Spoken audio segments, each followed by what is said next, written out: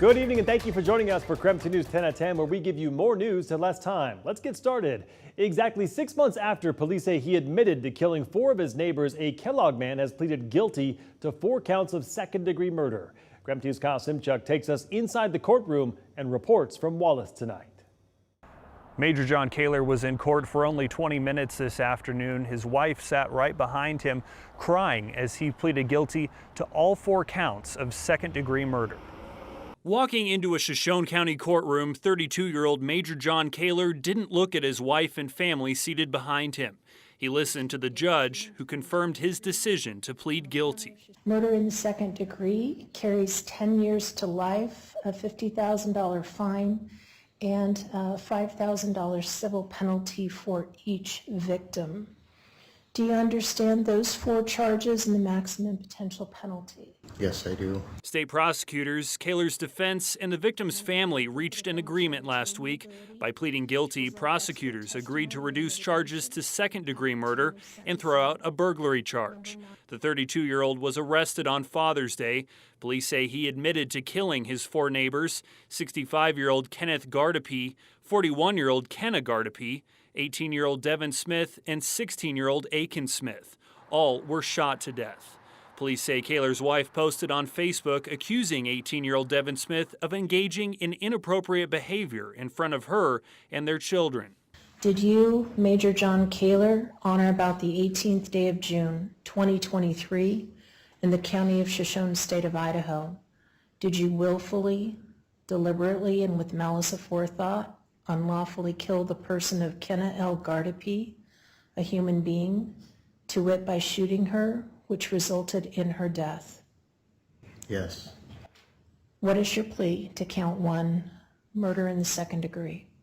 Guilty. It's a word Kaylor would say 3 more times as the judge read off the other 3 counts and the names of the other 3 victims. Guilty. Guilty. Guilty. Court documents show Kaylor told police he snapped that day and was protecting his family. That decision is now keeping him locked up and away from his wife and children. The Kaylor will be sentenced on March 25th. The family of the 4 victims, they were also in court this afternoon, but declined to comment as they were leaving the courthouse. Reporting in Wallace, Kyle Simchuk, KREM 2 News. New tonight, a judge denied Brian Kohberger's motion to dismiss the grand jury indictment against him. Kohberger is the man accused of murdering 4 University of Idaho students last November. Kohberger's defense team filed 2 motions to dismiss his indictment this summer. In one of those motions, filed in July, his defense team said the grand jury was, quote, misled and incorrectly told the standard of proof required for an indictment was probable cause, not the higher standard of beyond a reasonable doubt. They wanted the judge to either dismiss the indictment or send the case back to a magistrate court for a preliminary hearing. However, Latah County Judge John Judge denied that motion on Friday, finding the standard of proof for a grand jury to indict is in fact probable cause.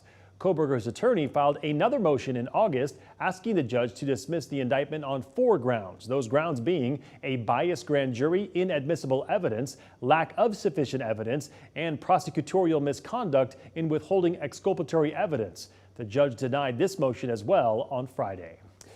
New details emerging tonight about a double homicide in northeast Spokane. Spokane police arrested 25-year-old Brandon Kenny on Saturday. Kiera Morgan Whelan and Colton Russell were both found dead at Cuba and Cleveland after neighbors reported hearing gunshots. Russell was shot 6 times inside a van, while Morgan Whelan was stabbed more than 50 times. According to the 14-page affidavit, surveillance video from neighbors helped point police to Kenny as the suspect. The affidavit states he admitted to both killings because he said he was afraid of Russell.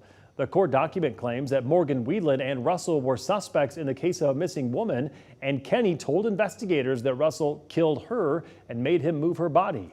The documents show that Kenny reportedly told investigators that Russell was worried he'd go to police, so he killed him and stabbed Morgan Whelan because she also knew about the situation. Kenny is being held on $1 million bail. He is expected to make his first court appearance tomorrow afternoon.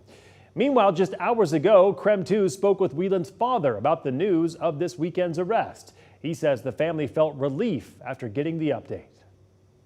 For a whole week, we were afraid that nobody would come to justice. It's really hard to wait and be patient and hopefully that they do their job, Hansen thanked the Spokane Police Department for their work in the investigation. And now to our night beat with a quick look at the day's top stories. The Cooney County Sheriff's Office finished their investigation into the Spirit Lake police shooting that left a 67-year-old woman dead. The details behind the shooting are still limited, but the investigation revealed just after 6 p.m. on November 1st, 2 Spirit Lake officers were called to the home for a welfare check.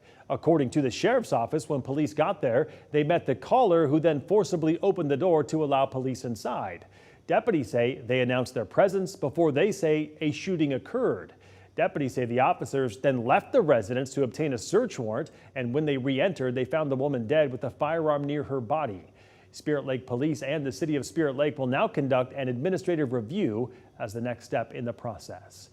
The murder retrial for former Pasco police officer Richard Aguirre continues. Police accuse him of killing Ruby Doss back in 1986. This is the second time he's been in a Spokane County courtroom accused of murder. The first time ended in a mistrial. This trial could enter closing statements as early as this week. And prepare to wear masks again when you go to some local hospitals. MultiCare's health system will begin requiring masks in patient care areas. It's effective immediately for Deaconess and Valley hospitals. MultiCare says it passed the threshold of emergency room visits for respiratory disease, including the flu and RSV. And that's why they are requiring masks once again. And that was your Night Beat. To learn more about any of these stories, just head to our website. That's KREM.com. Well, a jury found actor Jonathan Majors guilty on 2 of 4 charges in his trial for domestic assault today. The actor, known for his roles in Creed 3 and Marvel movies, was guilty of 3rd-degree assault, recklessly causing physical injury, and 2nd-degree harassment. The judge set Majors' sentencing for early February. He faces up to a year in prison. Marvel announced that it will no longer be working with the actor following the verdict.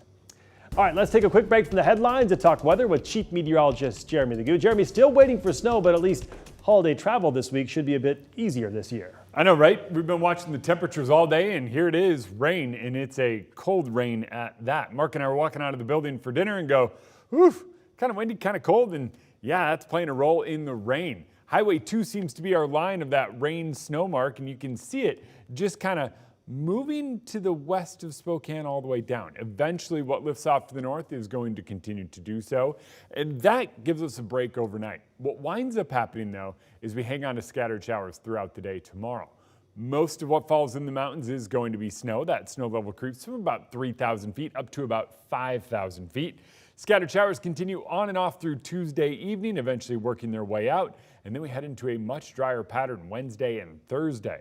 That offers us a break in the action. Friday, there is a chance of something, but overall, it's about as mild as it gets for it being the week before Christmas here in the Northwest, where we expect rain, snow, and everything in between this time of year. All right, sounds good, Jeremy. We'll check back in with you later in the broadcast.